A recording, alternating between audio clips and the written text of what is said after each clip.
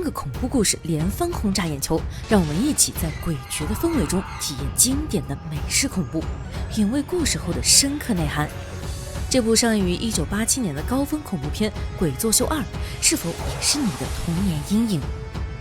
故事1：老木头酋长。杂货店的门前摆放着一尊木质老酋长，不知不觉他已陪伴了店主雷伊30年。雷伊正准备为老酋长刷漆，却被妻子玛莎打断了。玛莎劝他不要白忙活，趁早关店退休。现在人人都来赊账，每天都要往外贴钱，开店反而成了冤大头。可雷伊不这么认为，从前小镇繁华，全靠乡亲们光顾，夫妻俩才能养儿育女，衣食无忧。现在经济萧条，大家都找不到工作，没有办法才会赊账。他愿意奉献自己，帮助大家渡过难关。正说着，班杰明开着他的破车来到店门前，玛莎十分不悦，不知他这回又想占多少便宜。雷伊连忙叮嘱玛莎，叫他一定要友善待人。一进屋，班杰明便摘下了帽子，与雷伊热情地打起招呼。玛莎也十分有礼，只是语气难免冷漠疏离。班杰明将一袋珍宝摆在两人面前，他并不是来赊账的，而是代表族人们来还债。这些珍宝是阿拉伯部族各家各户的传家宝，不光价值连城，还意义非凡。如果在2年之内能还清欠款，再把它们赎回；如果还是还不起，那么珍宝就永远属于雷伊。珍宝的价值远超过了欠款，善良的雷伊不肯收，还说从此两清不必还钱。可班杰明却黑着脸要求他必须收下。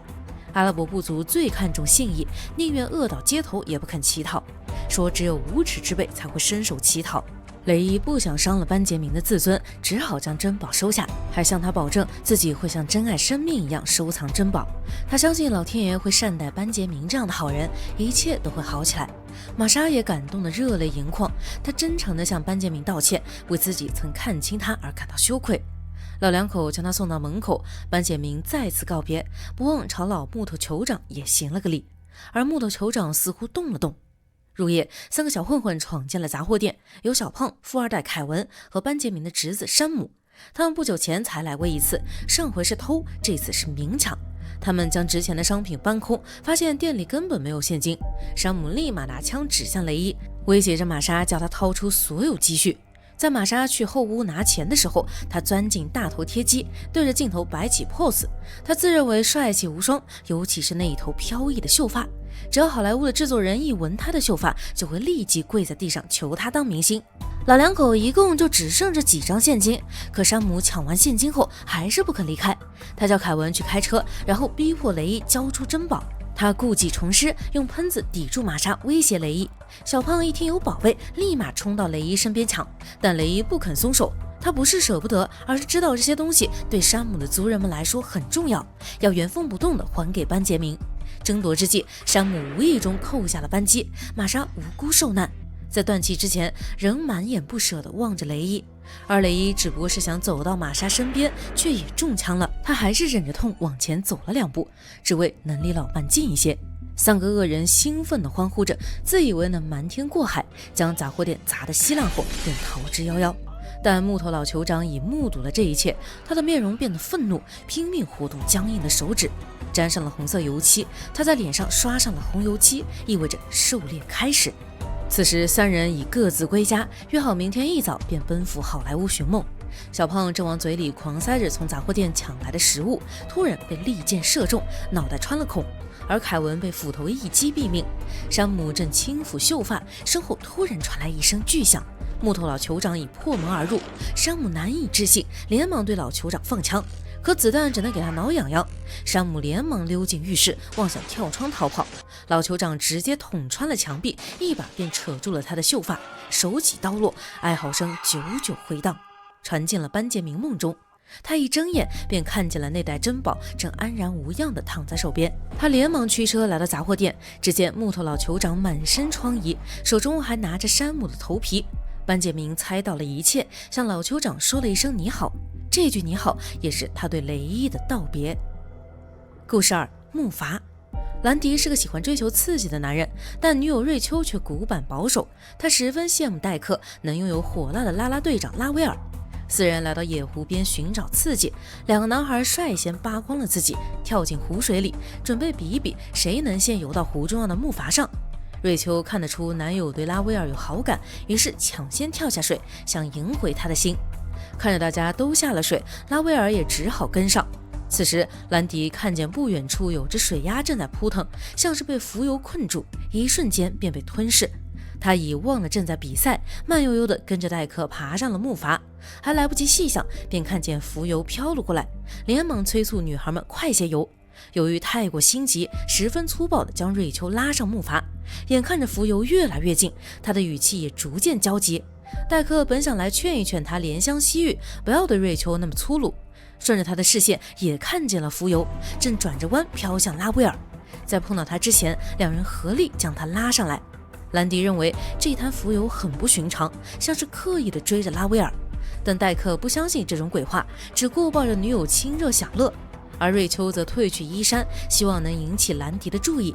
兰迪并没有理会他，一直紧紧地盯着浮游，发现他根本不是在随着水波飘动，而是像活物一样围着木筏打转。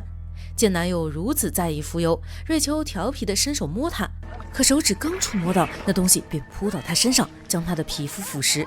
一切发生的太快，兰迪根本来不及拉住他的手，只能眼睁睁地看着他被卷进油中。全身溃烂的他哀求着大家，希望能有人救他。兰迪本想去救，却被戴克拉住了，因为他已被浮游彻底吞噬，尸骨全无。拉威尔被吓得大哭，戴克举手就要打，把他吓得连哭都不敢哭，然后催促着兰迪动动脑筋，想办法逃命。兰迪的办法就是坐以待毙，目前浮游紧紧地盯着几人，下水就等于自投罗网。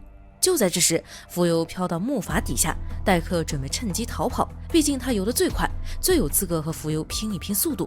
但拉威尔不想被抛下，求他不要离开。戴克突然惨叫起来，原来是浮游已钻到他腿上，那东西就像硫酸一样，迅速剥去了小腿的皮肤。他使出全力，却也无法挣脱，他被猛地往下拉着，将木板拉穿了一个洞。而看了半天戏的兰迪终于伸出援手，但为时已晚，戴克大半个身子都陷进洞里，被窄小的洞口弄得筋骨尽断。吞掉戴克后，浮游并没有离开，仍旧在木板间的空隙中蠕动着，只要稍微挨着皮肤，就能将两人吞掉。拉威尔连忙跳到兰迪身上，生怕下一个被沾上的会是自己。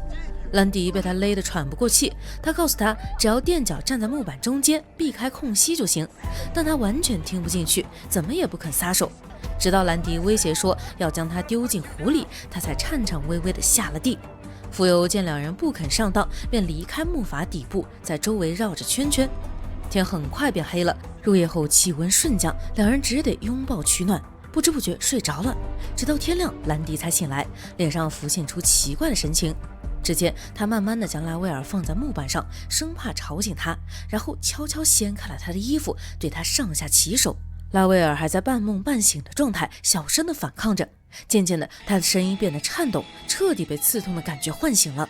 原来那浮游已钻进他的耳朵，一瞬间就吃掉了半张脸皮。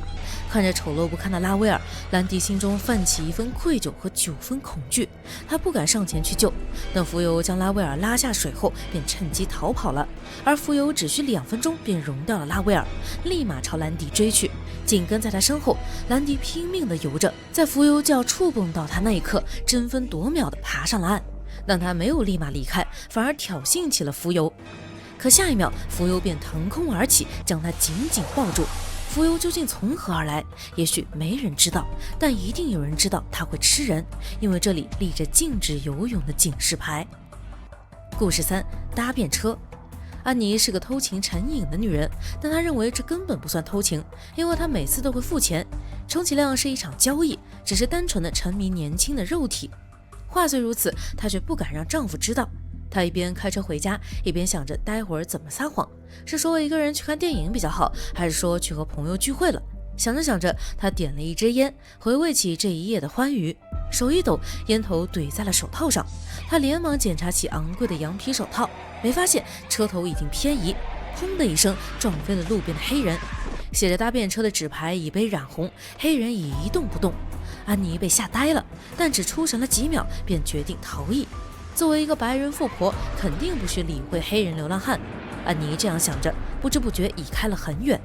丈夫乔治下班回家，看见了流浪汉的尸体，与安妮不同，他是个颇有善心的人，立马帮忙叫了救护车。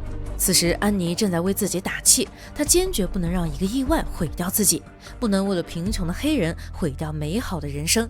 长时间的偷情让安妮学会了隐藏秘密，现在不过是多了一条人命，她有信心能掩盖过去。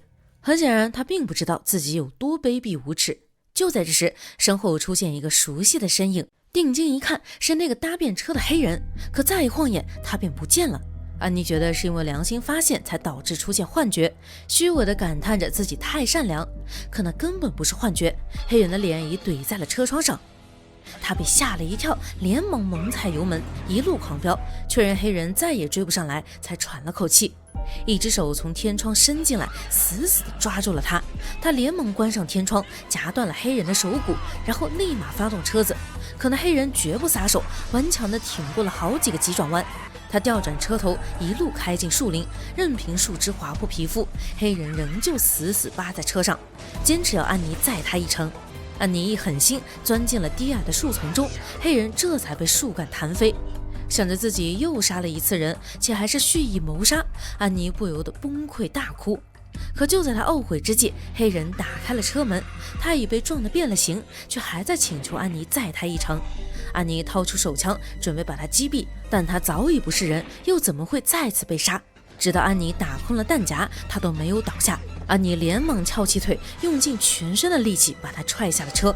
其实黑人不能瞑目，只因执念未消，他也不过是想搭趟便车，可恶毒的安妮已经拉好倒档，毫不犹豫地从他身上碾过，甚至还碾了2次。在路上行驶时，他开始担心起修车费，毕竟修一次车可以偷好几次情。而那黑人再次攀上他的车头，手中的纸牌上写着“你杀了我”。安妮崩溃大哭，貌似十分悔恨，但行为却依旧毒辣，将可怜的黑人抵在了树干上，一次又一次地撞他，将他撞得稀碎。在猛烈的撞击之下，安妮的头也受伤了。昏迷之前，她还是只在意修车费。